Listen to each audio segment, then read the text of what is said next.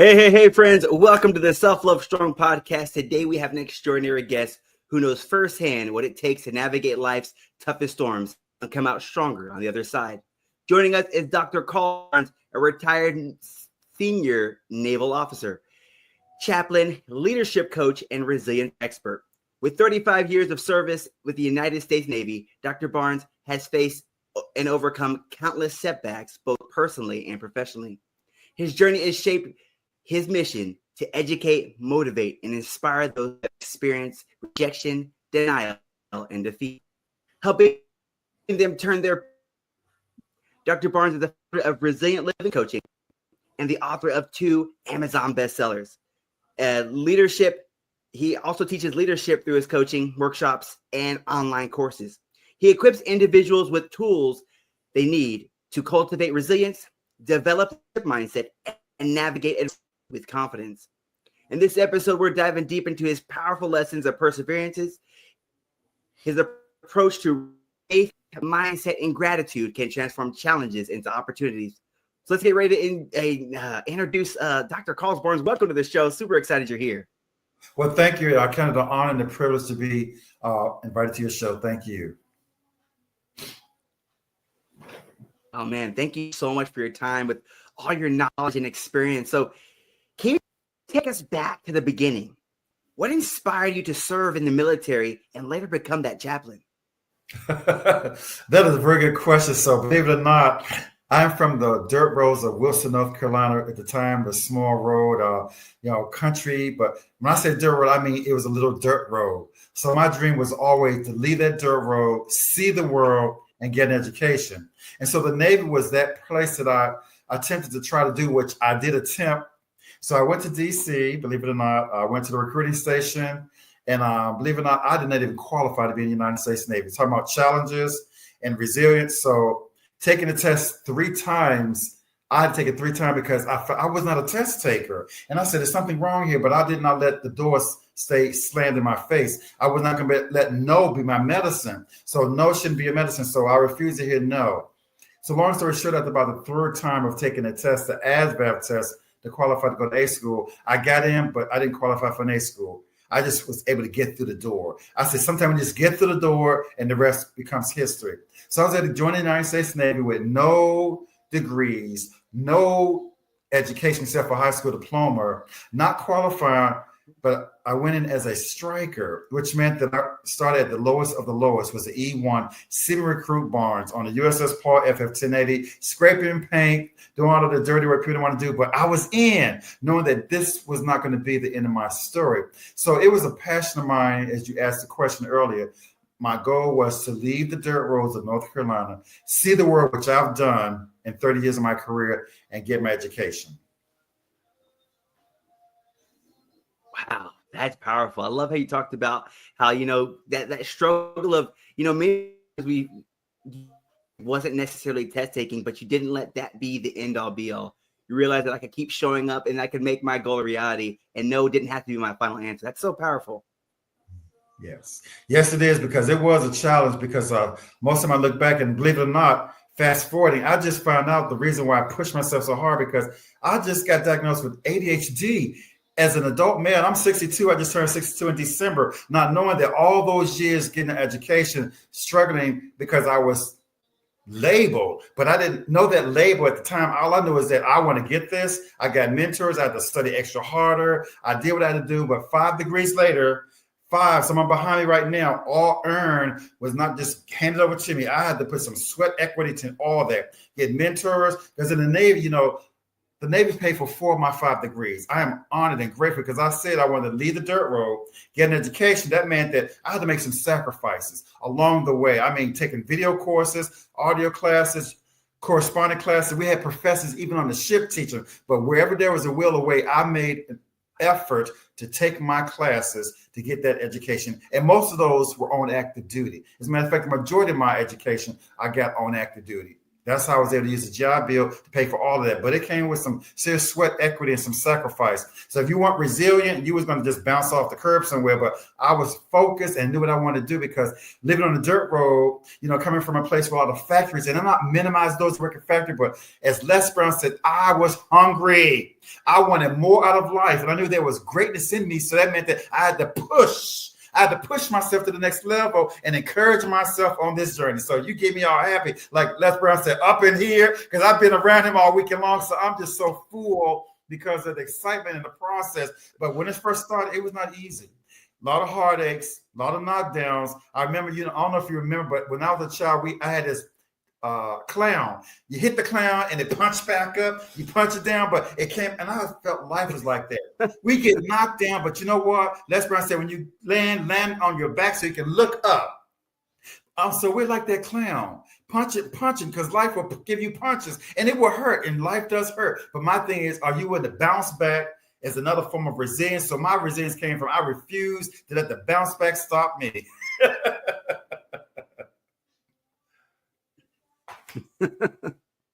Woo. Oh man, that's a powerful message, and I love that. I love how you talked about having that focus and that drive, but really knowing what you wanted. I think many times we find ourselves knowing what we want, but not anticipating the change. But I think it was on that dirt road, and I didn't want to be here, and I realized that I was going to have to put that work in. And like you said, you found out now that you were almost fighting an uphill battle because you didn't know you had that ADHD. You said you were fighting, the distraction, but you realized that, hey, I was going to have to put that sweat equity in to really change my life. That's so powerful. Yes, because I think about it, the times when I was in school, they thought we were slow. And then being a child of color, especially a male, it was hard. So my mother stayed in the classroom. My mother walked to school. She was in the principal's office because she knew that we had a hard time. I went to school in DC, and I lived there till at least I was in the 6th grade. But she was always there. When we moved to North Carolina, she was there. She made sure her 2 sons and her first grandson got to graduate, because not all mothers were dedicated. She just took time because she wanted to make sure that the system was teaching us right, because we know how the system is designed, but she didn't let that happen because she was a strong woman of faith, and she knew what she had to do. And she pushed us. She pushed us hard, and Mama didn't play, but I look back and say, I'm grateful the way I was raised. They might have been the wealthiest people, but she instilled something in us that you can't put a price tag on it. The value of life, the value of respect. I was raised by senior citizens, older people. So I feel like I was a young, old child. And I look back at those deacons and mothers in the church in DC, North Carolina. I spent a lot of time with them. I believe that stuck with me because I respect my seniors, but they had a lot of wisdom. They might not have the degrees, but they had the wisdom of life and how to navigate life. But also they taught me how to pray and have faith for yourself, because sometimes you knock on that door, mom and dad might not be there. So they learn you how to pray for yourself when you're out there on the sea. I've been on the sea many times, and educate and motivate yourself. Sometimes you got to pull yourself and say, shake yourself. I am not going to let this stop me. I'm not going to let this ruin the rest of my life, because life and death is in the power of how we speak every day. You wake up in the morning and talk doubt, you're going to have doubt the rest of the day. I wake up and start walking, get my devotion together. It's like, okay, this will be a great day. I am motivated. I'm excited, but you got to be intentional about that. You see, we can talk all we want, but if you're not intentional about life will pass you by. The bus, like, why am I not on that bus? Because you didn't prepare to get on the bus. I've been traveling around the world, and you got to really prepare yourself for these trips, because we got a lot of baggage. Don't let me go there. But some of this baggage you got to let go, because it weighs you down, and you can't move forward in life because of baggage. We all have baggage. But my thing is, some of that baggage don't need to go with you to your destination. I like that. Some of this baggage don't need to go to your destination. You need to drop it along the way. I felt that. I got to write that one down. Get rid of some of that baggage. Yeah, that is powerful. I felt that too. You said, man, we all have baggage. I love how we all do have that baggage. But I love how you said we don't all need to take it with us. And there's many things you're holding on to, like you said, that are really that goal, like you said, oh, I don't want to be on this dirt road. That was that baggage. You could have taken that with you and said that, hey, I'm not going to let these setbacks hold me back, but I'm going to move forward and let go of that baggage and realize that growth is on the other side. Yes, growth is on the other side. So you faced many times. And I'm sorry, let's get you over here. Let's hear it. Oh no, you're talking about the growth. I said, yes, that's it. Because you know what? We always think grass is green on the other side, but somebody said that grass needs to be cutting too. It's got to go through something. And I always said the richest place they said in the world, as Les Brown said, is the graveyard. Because a lot of us take us our gifts, our talents, and our treasures to the grave. So think about the many people in the grave today that didn't even utilize their talents. So I'm here to encourage you. If you got talents, use them. I can't afford to use them. Find a way. Where there's a will, there's a way. No excuses. Kick the excuse out the window. Because that was an excuse. I would not have left the dirt road. I would have got a job at the factory and been happy and content. But somebody said, I want more. You got to be hungry. I said, if anybody been hungry for macaroni and cheese or all that cheesecake, and I love eating, you got to be hungry for life and professional development the same way. The same when you go after those hot dogs, those barbecue sandwiches and ribs, you got to be excited about going after growth, going to the next level. Why? Because that's our life. So sometimes we get our priorities mixed up. We don't know how to pivot. I learn how to pivot each and every day. Like for the show, I always be like, oh my God, what's going on? Did I miss anything? But be intentional and be ready, because you never know when that knockup opportunity exists and presents itself. Are you ready? A friend of mine said, when an opportunity presents itself, it's too late to pray. You've been praying all these years, God open the door, now you open the door. You're not ready for it. You weren't preparing yourself. Because they said in the valley, I taught this lesson about the valley is the most fertile place. We all want to be at the mountaintop. Oh, we love the mountaintop. Yes, I've been to Rio de Janeiro where the crucifix up there several times. But the valley, we don't want to be there. The valley is the most fertile. That's where things grow. So if you're not willing to be in the valley, forget going to the mountaintop. Because when you hit the valley and hit rock bottom, guess what? Either you look up, get up, or just say, hey, the end of it. But I refuse, like Les Brown said, to die with all my gifts, talents, and abilities buried. As they say, live full, die empty. Live full. We have a lot of stories. We have life in us. But when you die, you want to say, I'm used up. And I heard somebody say, I think, who was it? Not Lisa Nichols, but I think she said that. Make your dash dance. She got the birthday and the date. She said, make your dash dance. That was from Lisa Nichols. I love that. Make your dash dance while you have life in you. Oh man, that is beautiful. I love that. So true. So you faced many setbacks throughout your career. That most challenging experience, and how did you overcome it? Well, you know what? When you say that, I think about most challenges. The first one was getting in the Navy. That was challenge number one. Because I didn't qualify to get in, but I got in. I didn't go to A school, the technical school, but I ended up teaching at the very A school the Navy said I didn't qualify for. All I had to do to apply for at least 4 commissioning programs. All of them said no. ECP, Enlisted Commissioning Program, OCS, I had a master's, Boost Program, Seaman Admiral. They all said no, and I was going to give up. My commanding officer said, try again. I said, no, sir, I don't want to do that. But I got turned down 4 times before I got to where I want to be. Now, let me back up a little bit. I was a PK, still a PK. My father's a preacher, and I was raised in the church. But when it got a chance to become a Navy chaplain, that was a long, insurmountable trial I had to overcome. I'll say that because at my 15-year mark in the United States Navy, slow down, Carl, I was on board USS Denver, January 1997. 15 years into my career, 5 years away from retirement, I raised my hand to re-enlist for 4 more years in the Navy. Now I'm on board this brand new ship, 4-year contract, and we're getting ready for a 6-month deployment. About 3 or 4 months on board the ship, I put in a request to my commanding officer to get out the Navy. Now, mind you, how many folks will get out of a contract, get out of a 6-month cruise to pursue their dreams? But the thing about it, I was at the point where I wanted to be a Navy chaplain. The Navy chaplaincy would not talk to me on active duty. I had to be a civilian. Let me say it again. A civilian meant that I had to relinquish the uniform, have a 50-50 chance of saying, I want to do this. So my commanding officer was the only person on board that ship that said yes. Everybody said no. So the message went to the bureau. They said, you're approved, but you got to make the 6-month cruise. I told my commanding officer, sir, if I wait another year, I have maximized the age cutoff. I wouldn't qualify to be in. So my commanding officer went out with a message to the bureau and said he would take a loss. Amen. Let me say it again. He would take a loss in Manning. What I'm saying here is if you're listening to me, being at the right place at the right time make a big difference in the world. Remember, I'm on board this ship in January 1997. About midway, putting in a request to get out the Navy.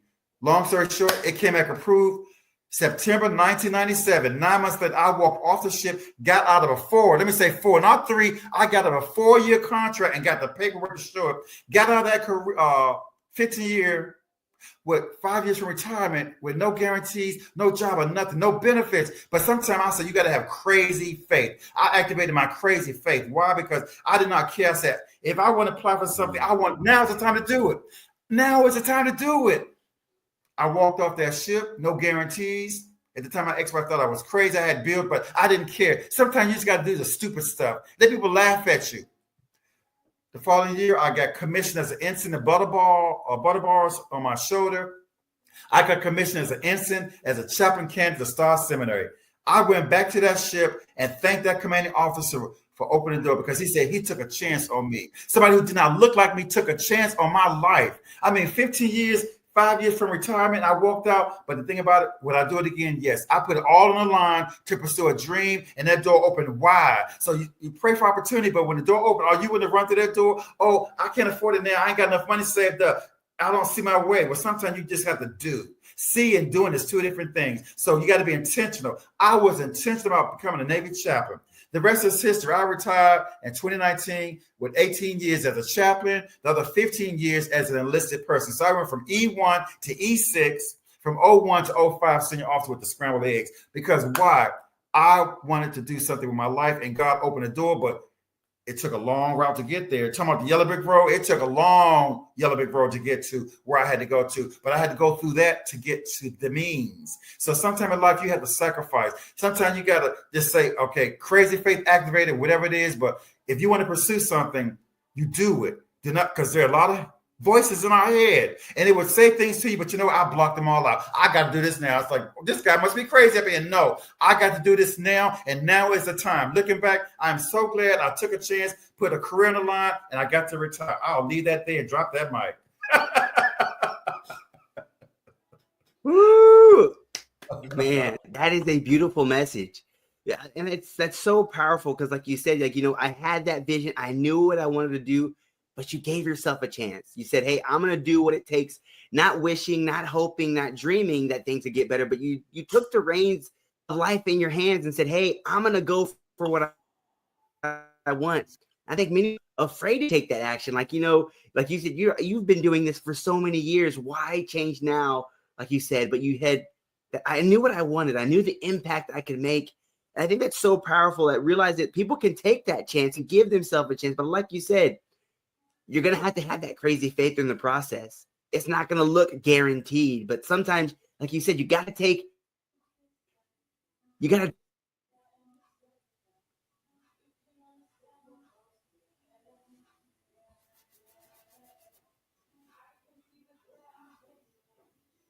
I love that. Yes. So how lead you to create that resilient living coaching?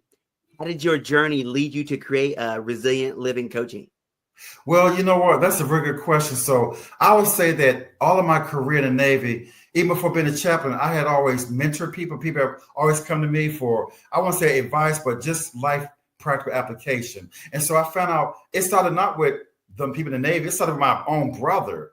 You see, I mentioned my brother because my brother got accepted to Fayetteville State University. And I was stationed in DC as an E5, and I found out that he was not going to go because my father had got him a job. We love our father at Firestone. At the time, it's Bridgestone. And I said, no. I drove from DC, went to North Carolina, picked my brother up. I said, we're going to drive to Fayetteville State University. We walked the whole campus. I said, look, brother, we love our father, but you're not married. You have no children. You will finish college here. I won't take no excuses for it. So he thanked me to push him because he said, well, I had no money. I had a refund check from Uncle Sam, believe it or not. I said, take this check. The only way you get put off this campus, if security puts you off, you stay here. He finished Fayetteville State, but because he got the job, he secured the factory, which is like fine, but you will not get this opportunity again. So I had to be a big brother to my little brother, which was my brother, and say, you will be here. Mm-hmm. There are no excuses. You will finish this college. And he did get his degree. I was an E5 at the time. And he looked back and said, well, thank you, because, we always think we're doing the right thing, but sometimes you got to have that push. So who is that mentor in your life? Somebody that you trust, know, like, and trust factor. But me, it was my brother, because I could not stand to see that he was going to just let that go by the wayside, not go to college, but he did it. But it was painful. Of course it was painful. God said, you don't give up. If security don't put you off campus, you stay right there and you stay planted there. And sometimes we have to have that stick to itness attitude. But he finished, and I'm grateful for that, because sometimes in life you don't always have somebody to push you there. But I was the big brother to other brothers. And there are other countless stories where I've encouraged people on resilience. As a chaplain, that's all I did was coach and mentor, talking about suicide, divorce, you name it. All those things, like, wow, there's something to this. I work for admirals and generals, senior officers that I was their advisor as a chaplain. I listened to them a lot, and they listened to me a lot, but I learned a lot from them. And one of the big takeaways I learned about what humility is all about. I had an admiral tell me humility is not a weakness.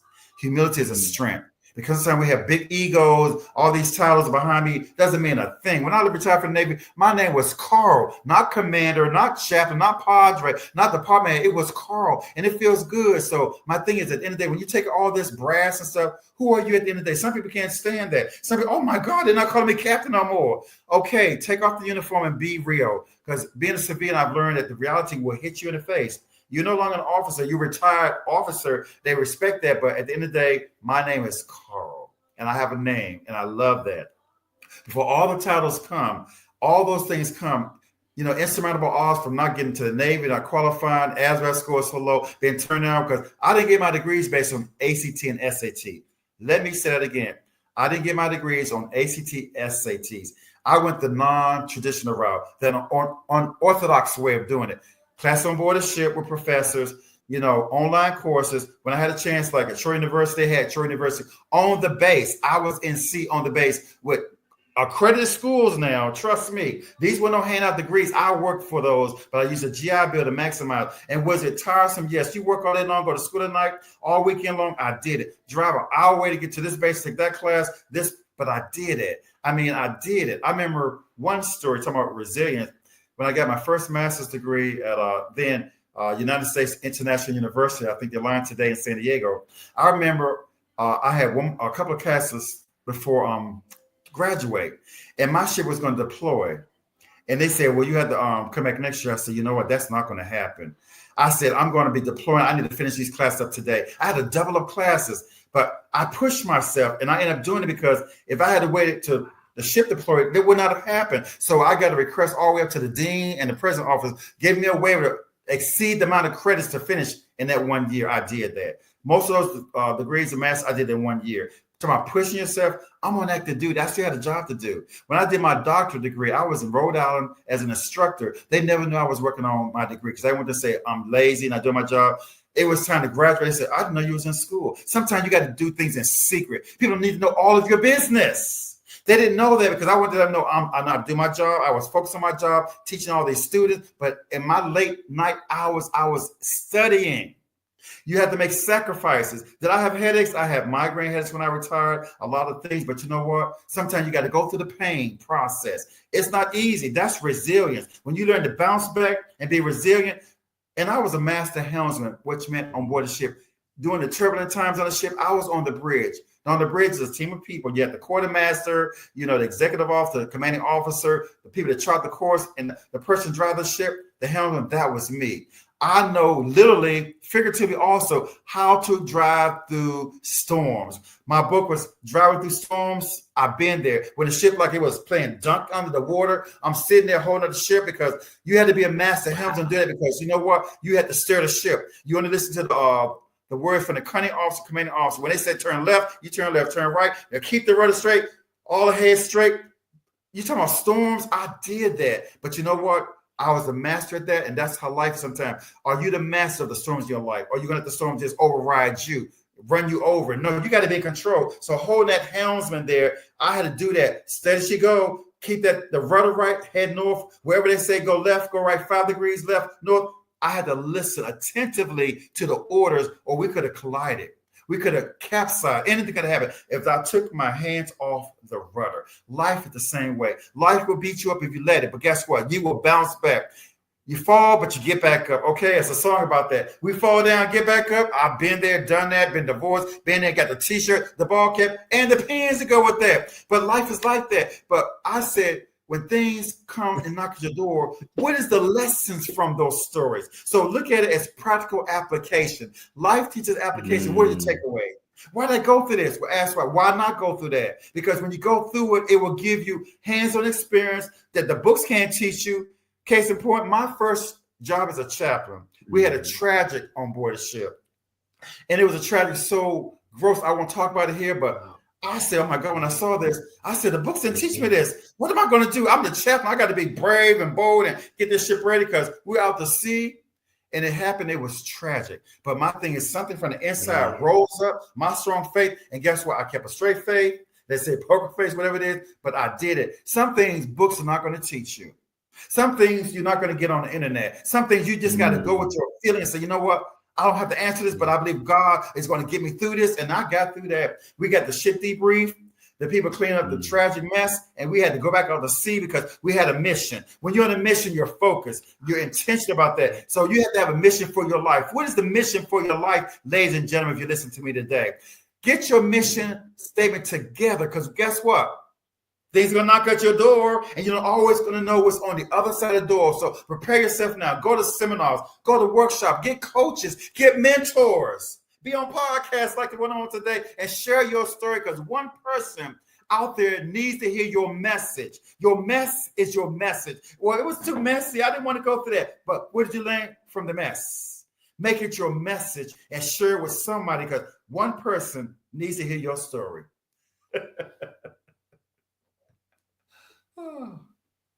Woo.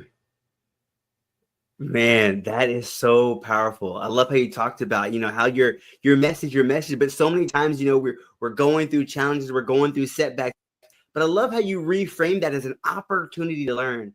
I think many times we have those messages and it's something we want to sweep under the rug, something we want to hide, something we love how you talked about embracing that challenge, embracing on the wheel, not taking your hands off, but realizing that I'm going to have to hold on to this, but I can use this storm as a lesson. Yes. It's powerful. Such a powerful message in itself. Thank you. Yes.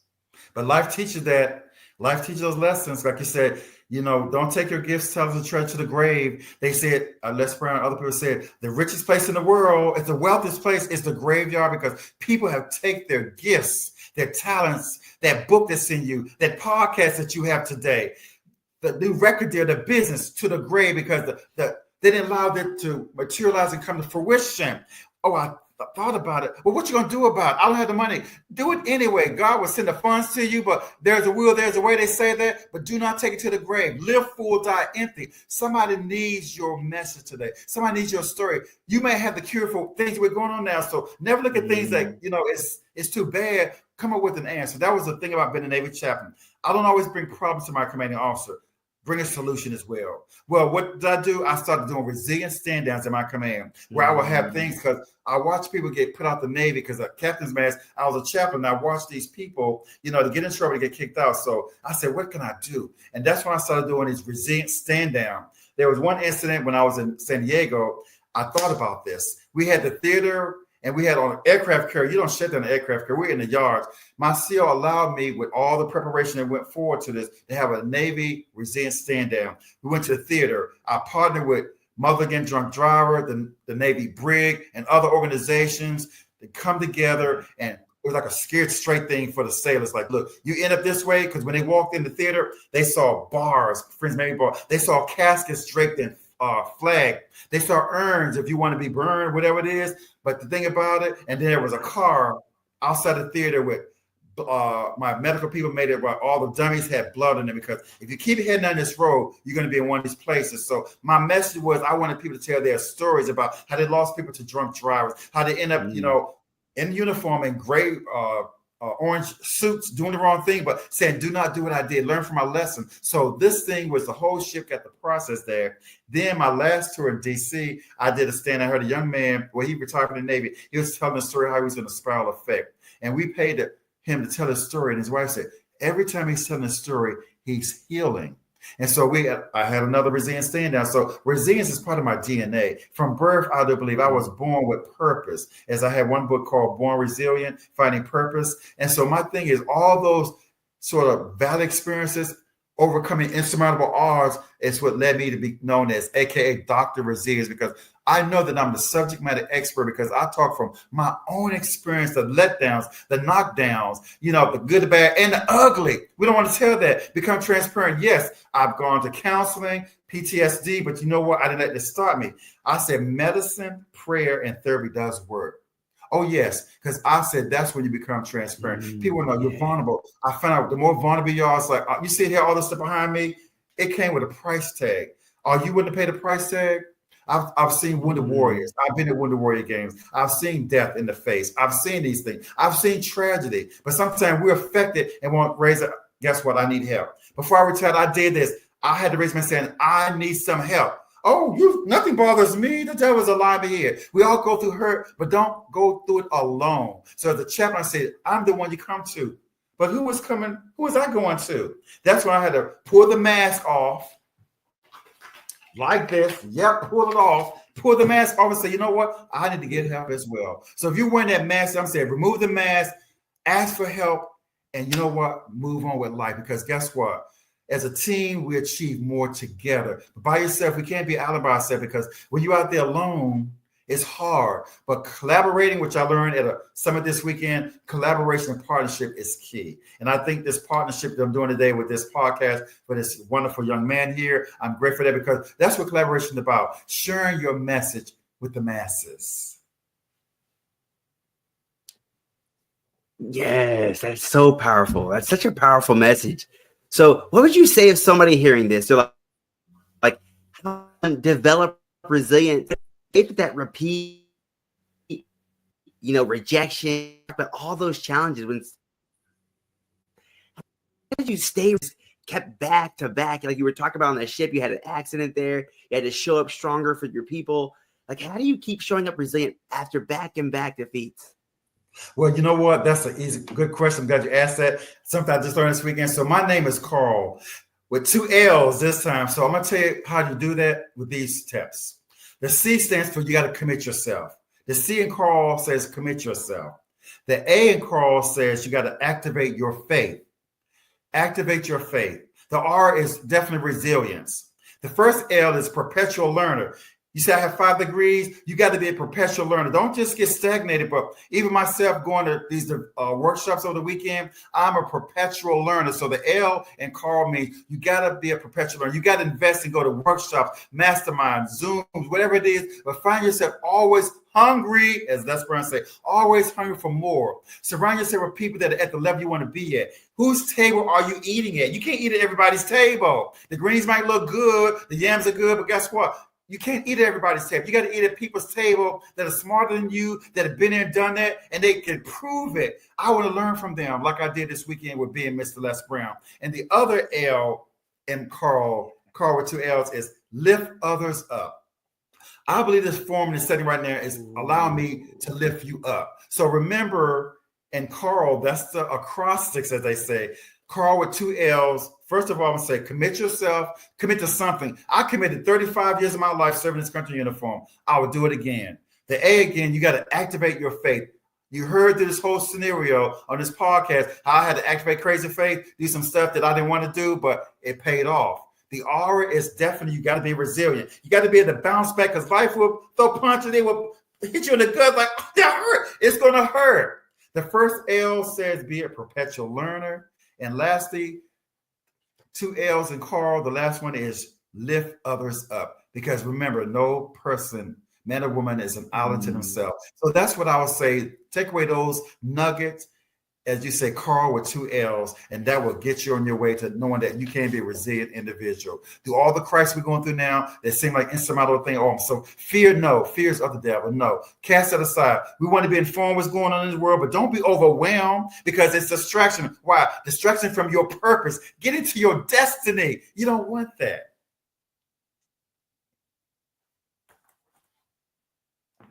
So powerful. Love that. I love that framework. That is amazing.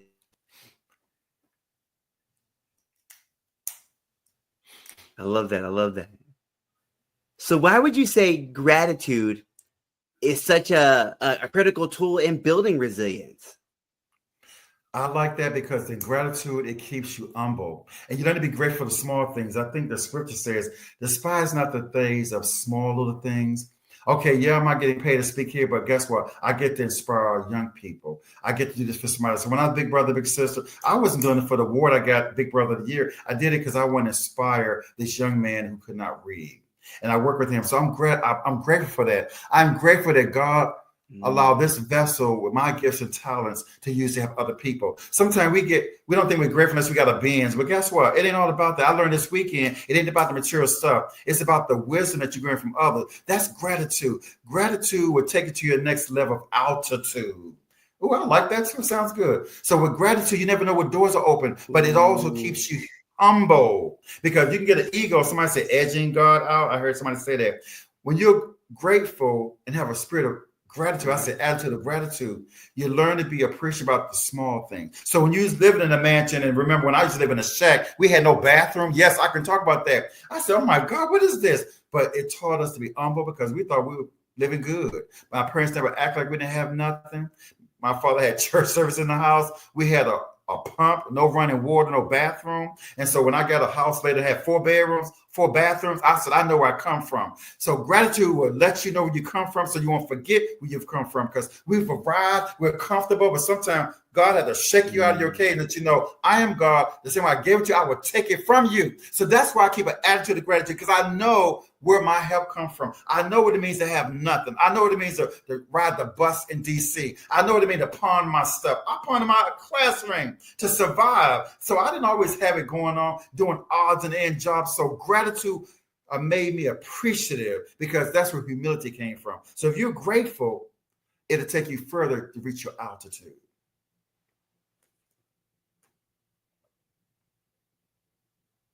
Man, that is powerful. I love that. I love how you're talking about that. Gratitude is what really gets us that next level. Many times we're not thankful for where we're at. So really, like you said, at or where you've been through, you won't be thankful at that next level.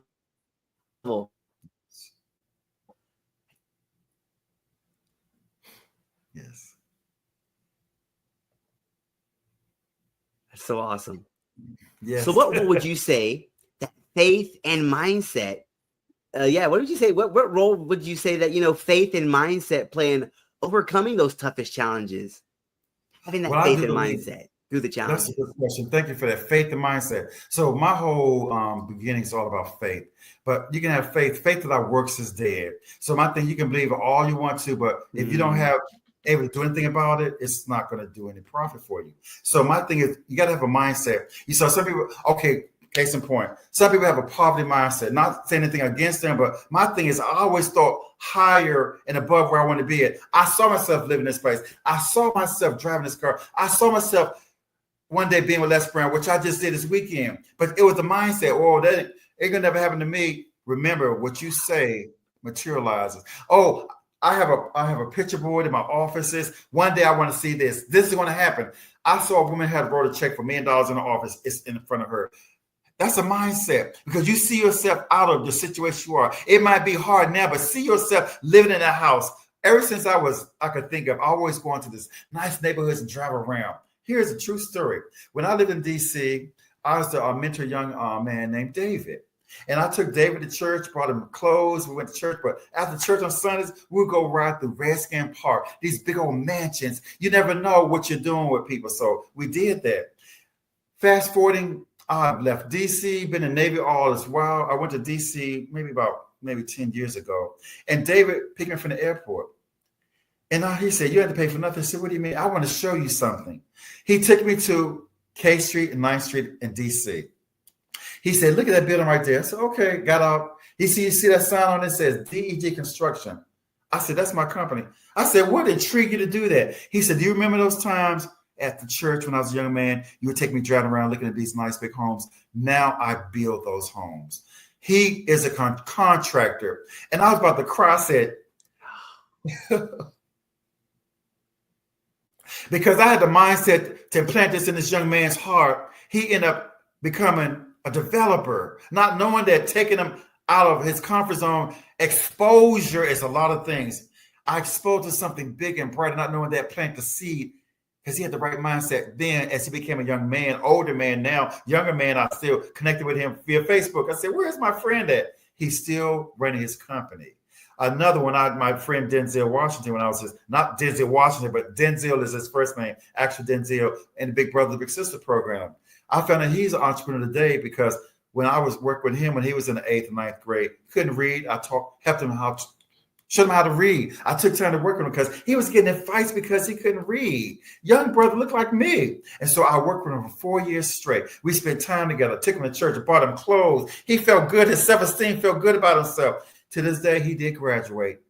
And he's a father and he has a business because I took the time, like my brother, one of the favorites say, I work with this young man. So that's why my corporation, called me Big Brother, because I've always been a big brother. I've never had a big brother, but I've always mentored other young men, not thinking about it, even in the Navy, so this didn't just happen overnight. I didn't think about it. It's part of my DNA. I was out there helping young men to get to the next level greatest, even before I thought about a company. Stick is around. I want to do this, this, and this. I mean, live in this house, that house. And when he said, you got to pay for nothing because you planted the seed in me when nobody else did that.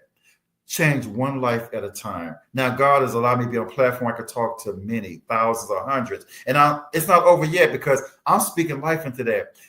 As I met Les Brown this weekend, a mentor of mine, that opportunity opened the door so wide, I felt like crying. It's like, this man's an icon here. I mean, he's inspired other people, but guess what? You got to work on legacy. So my mindset right now is working on legacy to help people to know that what I've gone through, pass it down so I can live full and die empty. But you got to have the right mindset to do that. And faith is what kept me from being in church, from a young man, directing choirs, being in choirs, directing choirs, singing since I was a little boy. Up until where I'm at today, it was my faith. Faith without works today. You can have all the faith in the world. Sitting in this chair and do nothing unless you get up. So you got to make things happen. So I made things happen in my life. Applying for those programs, applying for this, traveling here, getting those degrees do not come easy. I mean, I remember driving late at night, 1 o'clock in the morning, going to school, getting up at 4 o'clock the next morning as a boot camp commander with a red rope to get the job done. But when you're hungry, you make sacrifices. When you're hungry, you be grateful because all those things, not knowing that God, and he's not doing me yet either, is take me to a level that I need to be at, but I have to stay humble and be grateful for every little thing he does for me. Why? Because I know that there are those that look at you and they're going to talk about you. We're going to talk about you whether you like it or not. Get used to it. And I'm learning that because pain hurts. People hurt. Hurt people, I've heard them say. And so some people are not always happy for your success, and that's okay. But my faith keeps me strong to overlook them and say, you know what? Greater is he that's in me than I am in this world. That's where my faith comes. That's where my parents planted in me, is having faith. When no one else believes you, you trust in God. And that song, I trust in God, I trust in God. Because man will let you down every time, but he will not leave you or forsake you.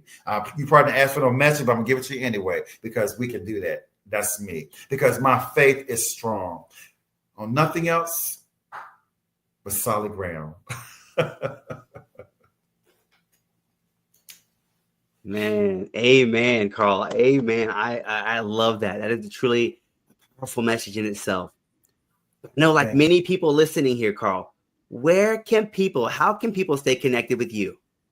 Well, very good question. So Instagram, I do Instagram more than anything else. So at Dr. Carl Barnes for Instagram, again, at Dr. Carl Barnes. LinkedIn, just put in Carl Barnes. Facebook, Carl Barnes. And you can reach me there. You can DM me if you want to message me. You can message me at my email is drresilience701@gmail.com. Again, Dr. Resilience, all one word, 701@gmail.com. Send me a message. I'd be more than happy to reach out to you. But those are the ways you can reach me. Instagram at Dr. Carl Barnes. Just put in Dr. Carl Barnes, just Carl Barnes on Facebook and LinkedIn, and you should be able to get that. But if you want to reach me quickly, Dr. Resilience 701@gmail.com, and I'll respond to you. Awesome, you guys. So I'm going to make it super simple for you. I'm going to put all of Carl's links under this episode so you make sure you can connect with him. But I remember you mentioned something about an event you have coming up.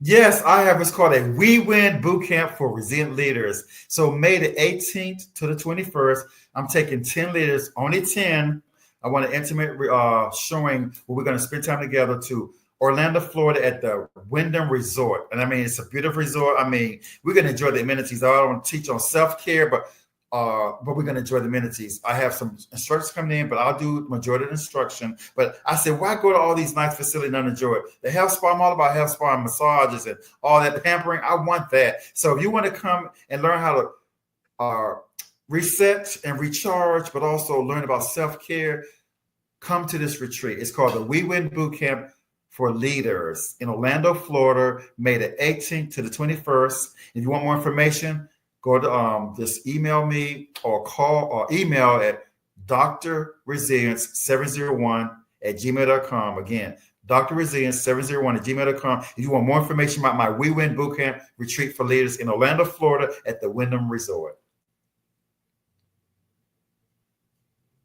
All right, that is awesome. That's going to be an amazing event, you guys. Like so I said, I'm going to put all of Carl's information so you can connect with him. Be a part of that event if you have the opportunity to. It's going to be a beautiful, amazing time. Thank you, Carl, for so much for just sharing your wisdom and your insights. Add the message. What would you like to leave them with? I like to leave with this. Always remember, don't just live life, but live a resilient life. Let me say it again. Don't just live life, live a resilient life. And remember, your altitude, your gratitude will take you to your next level altitude. And remember, humility is not a weakness. It is a strength, and use it to your advantage. And doors will open for you. Stay humble. God will open those doors wide.